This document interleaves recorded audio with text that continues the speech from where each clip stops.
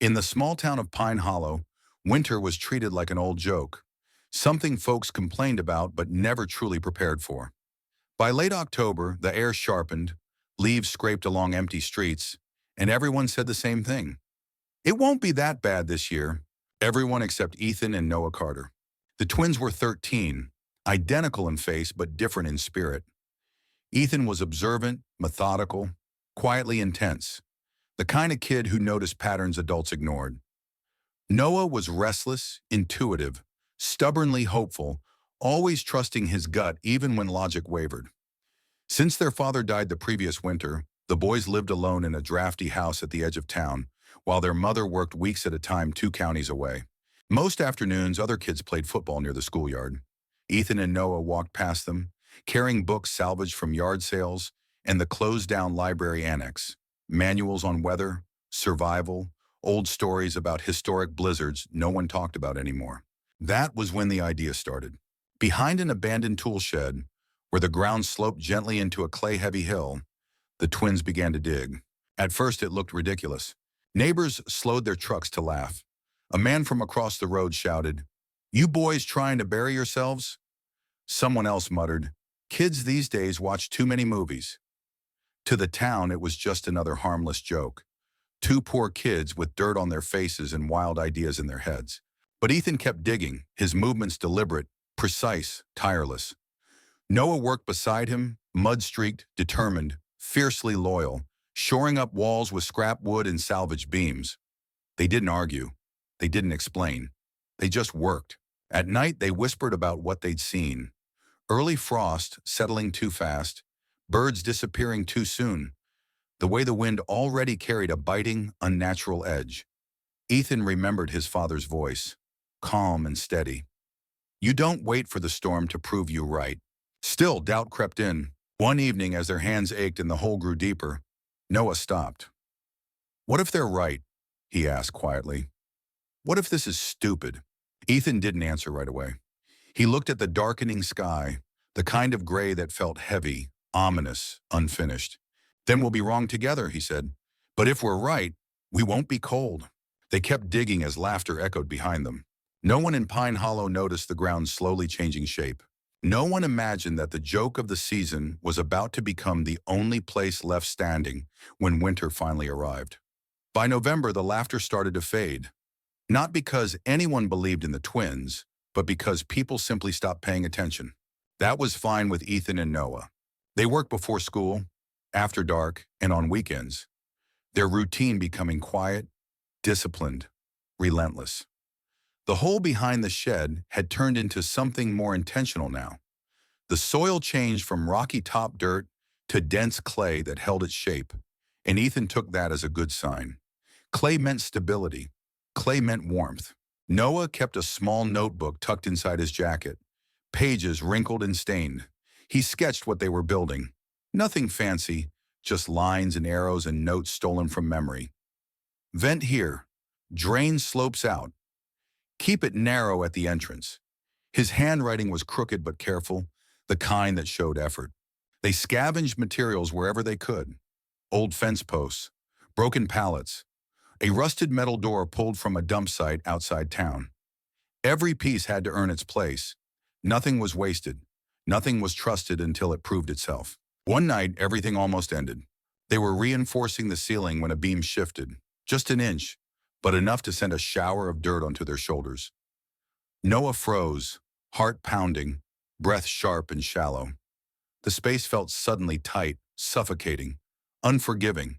"Out," he whispered. "Ethan, get out." They climbed into the cold air, shaking, hands raw, faces streaked with mud. For a long moment, neither spoke. The wind cut through their jackets, sharp as a warning.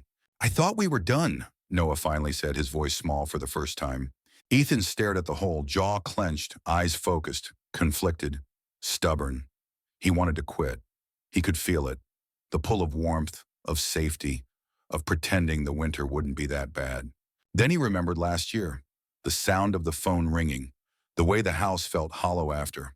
"We fix it," he said. "We don't quit." They spent the next 3 nights rebuilding, stronger, smarter. They tested every beam. They angled the entrance upward. They learned how to listen to the earth, the soft creak that meant support, the dull thud that meant danger. By the time the first real snow fell, the shelter was no longer a hole. It was a place, small, rough, unfinished, but solid, intentional, alive with purpose. When Ethan lit a lantern inside for the first time, the light didn't flicker. It held steady, warm against the packed walls. Above them, Pine Hollow carried on, confident and unprepared. Below the surface, two boys sat side by side, muddy and exhausted, knowing, without saying it out loud, that if winter came hard, they were ready. And winter was already on its way. Winter didn't arrive the way Pine Hollow expected. It didn't knock, it didn't warn, it crashed in. The first storm came on a Sunday night, fast, violent, and unforgiving. By dawn, snow had buried the roads, power lines sagged under ice, and the wind screamed through town like something angry, relentless, alive. The radio called it unseasonal. Ethan called it exactly what he'd been afraid of. By Tuesday, the temperature dropped so hard it felt personal. Pipes froze, furnaces failed, trucks refused to start. People stood in their kitchens wrapped in blankets, staring at thermostats that wouldn't climb. "This isn't normal," Noah muttered, watching frost creep along their living room window. By Wednesday night, the power went out. The house turned cold within hours. Hollow, brittle, hostile. Ethan didn't argue. He grabbed their packs, lantern, matches, food, the things they'd prepared for when everyone else had laughed. They moved into the shelter before midnight. Inside, the difference was immediate. The air was still. The clay walls held warmth the way Ethan had hoped they would. When Noah lit the small stove, the flame burned steady, calm, almost comforting. For the first time in days, neither of them shivered. Above them, Pine Hollow was unraveling. The storm stalled over the region, dumping snow without mercy. The roads disappeared. Emergency crews couldn't get through. Cell service flickered, then vanished entirely. By the second night, the wind howled so loud it felt like it might peel the town apart. They heard trees cracking. Somewhere in the distance, a roof collapsed with a sound like thunder. Ethan checked the thermometer they'd mounted near the entrance. Outside, 20 below and falling. Inside, steady, survivable. For a long moment, neither spoke. Noah finally whispered, "We were right." The words didn't feel like victory. They felt heavy. Late that night, when the storm was at its loudest, they heard something that didn't belong. A sound that cut through the wind. Knocking. Ethan froze. Noah's eyes widened, fear and disbelief colliding. No one was supposed to know about the shelter. No one was supposed to be out there. The knocking came again, weak, uneven, desperate. "Please," a voice cried through the earth and wood, barely audible. "If anyone's in there, please." Ethan grabbed the lantern, his hands suddenly steady, resolved, adult in a way they'd never been before. Noah swallowed hard, heart racing, mind screaming all the things that could go wrong. They looked at each other. This was the moment when the hole they dug stopped being a secret and became something else entirely. Ethan reached for the door. Outside, the storm roared. Inside, two 13-year-old boys prepared to decide who they were going to be when winter finally demanded an answer. Ethan opened the door. The wind tried to force its way inside, a violent, freezing rush that stole the breath from their lungs. Snow blasted through the opening like sand. For a split second, Noah thought the shelter might lose the fight right there. Then Ethan pulled hard. The door slammed shut behind three figures who collapsed onto the dirt floor in a tangle of shaking limbs and soaked coats. The lantern light revealed faces pale with cold, eyes glassy with exhaustion. It was Mr. Harlan, the mechanic from down the road, the same man who had laughed and said, "Kids should worry about homework, not the apocalypse." His wife clutched their daughter, Lily, maybe 7 years old. Her lips blue, her body frighteningly still. "Oh God," Noah whispered. They didn't hesitate.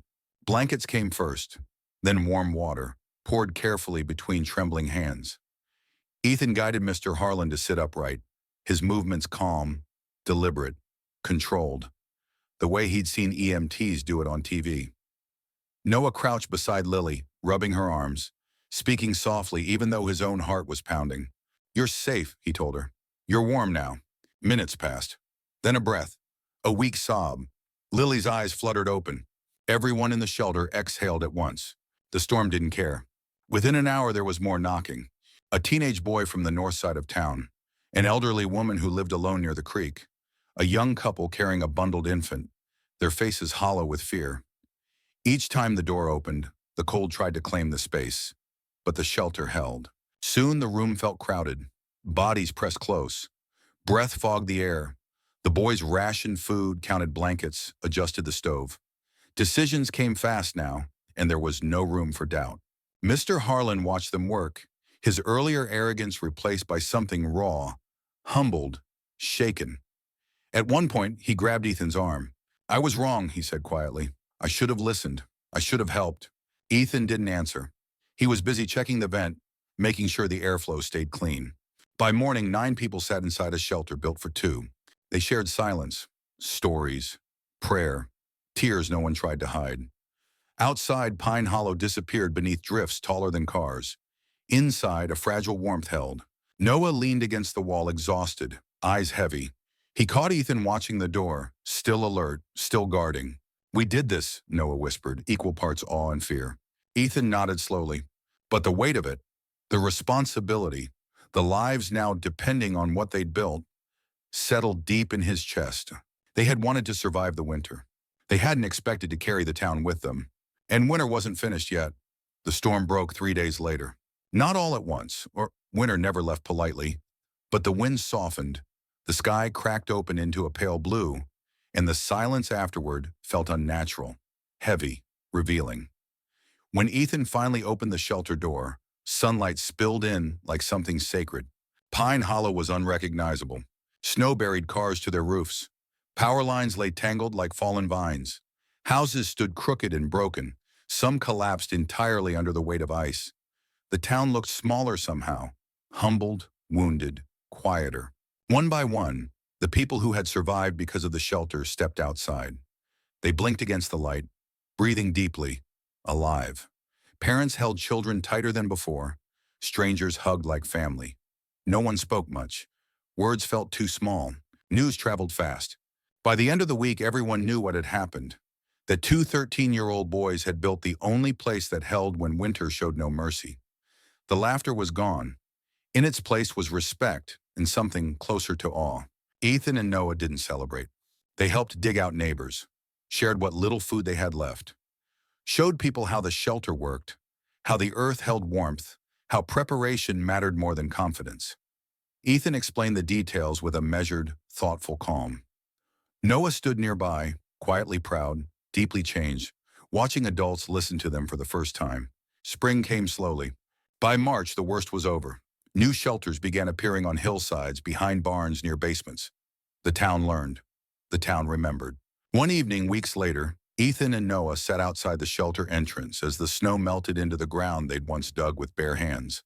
The sun dipped low, painting everything gold. "We didn't know if it would work," Noah said softly. Ethan nodded. "We just knew we couldn't ignore what we saw." They sat in silence, the kind that felt earned. The shelter stayed, not as a hiding place, but as a reminder. A reminder that wisdom doesn't belong to age, that preparation isn't fear, that sometimes the people everyone laughs at are the ones paying attention. So here's the question for you. If you saw the storm coming, would you dig anyway, even if no one believed you? Would you trust your instincts, or wait until it was too late? If this story moved you, stay with us. Subscribe to the channel for more powerful, human, unforgettable stories about resilience, courage, and the quiet moments that change everything. Because the next lesson might come with the next storm.